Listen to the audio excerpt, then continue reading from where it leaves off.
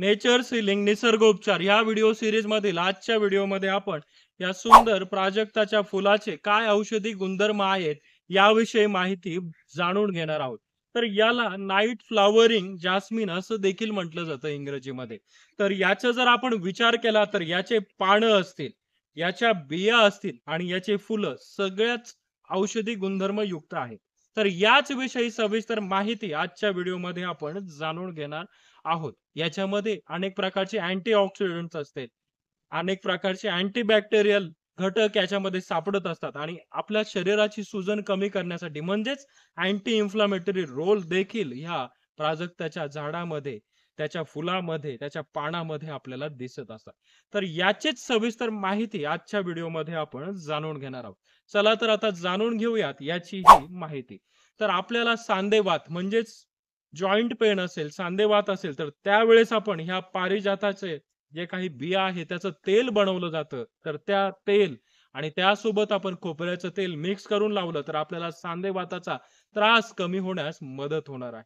त्यानंतर आपल्याला केस गळतीची समस्या असेल, हेअर फॉल असेल, तर त्यासाठी या पारिजातकाच्या जे काही बिया असेल किंवा पानापासनं एक तेल बनवलं जातं, तर ते तेल आपलं केस गळती थांबवण्यासाठी उपयोगी ठरणार आहे. याच्या बिया असतील, त्याचा काढा किंवा मग याच्या पानाचा जो काही रस आहे, तो आपण आपल्या केसांच्या मुळाला लावला, तर आपली केस गळती थांबण्यास मदत होत असते. तर अशा वेळेस काय करायचं आपल्याला?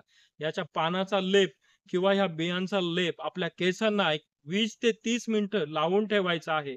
हे आठवड्यातून 1 ते 2 वेळा जर आपण केलं, तर आपली केस गळती कमी होण्यास मदत होणार आहे. त्यानंतर आपल्याला फंगल इन्फेक्शन झालं असेल, रिंगवर्म इन्फेक्शन झालं असेल, तर त्यावेळेस आपण जर याच्या पानाचा रस किंवा याच्या बियाचा रस ज्या ठिकाणी आपल्याला फंगल इन्फेक्शन झालंय, त्या ठिकाणी लावला, तर आपल्याला नक्कीच याचा फायदा होणार आहे. आणि या पारिजातकाचं तेल, ते जर आपण खोबरेल तेलामध्ये मिक्स करून ज्या ठिकाणी आपल्याला फंगल इन्फेक्शन झालंय, त्या ठिकाणी लावलं, तर आपल्याला नक्कीच याचा फायदा होणार आहे.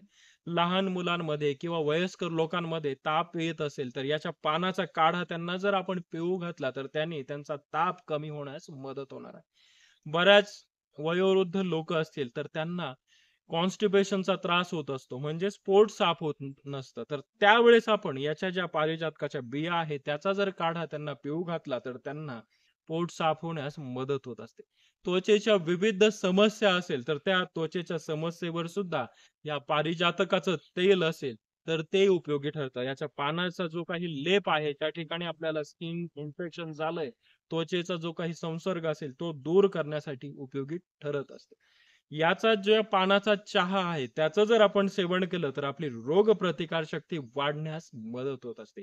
आता सध्या पावसाळा चालू आहे. पावसाळ्यामध्ये, हिवाळ्यामध्ये जर खोकला येत असेल, कोरडा खोकला असेल, ओला खोकला असेल, तर त्यावेळेस सुद्धा आपण या पानाचा रस किंवा याचा काढा करून जर सेवन केलं, तर त्याचा फायदा आपल्याला होत असतो. आपली सर्दी, खोकला कमी होण्यास मदत होत असते. मूळव्याधाचा त्रास असेल, तर याच्या पानाचा लेप किंवा याच्या बियाचा लेप एकत्र करून मूळव्याधाच्या ठिकाणी लावल्यास आपल्याला नक्कीच मूळव्याधामध्ये फायदा होणार आहे. आपलं हृदय तंदुरुस्त राहण्यासाठी, हृदय निरोगी राहण्यासाठी याचे जे काही फुलं आहेत, या फुलाचा चहा जर आपण सेवन केला, तर आपल्याला नक्कीच याचा फायदा होणार आहे आणि आपलं हृदय निरोगी राहण्यास मदत होणार आहे. या फुलाचा सुगंध आपण जर व्यवस्थित रोज सकाळी घेत राहिला, तर आपल्याला जे काही ताण-तणाव असेल, स्ट्रेस असेल, तो दूर होण्यास मदत होणार आहे. तर हे होते ह्या पारिजातक फुलाचे औषधी गुणधर्म. आपल्याला जर हा व्हिडिओ आवडल्यास या व्हिडिओला लाईक करा.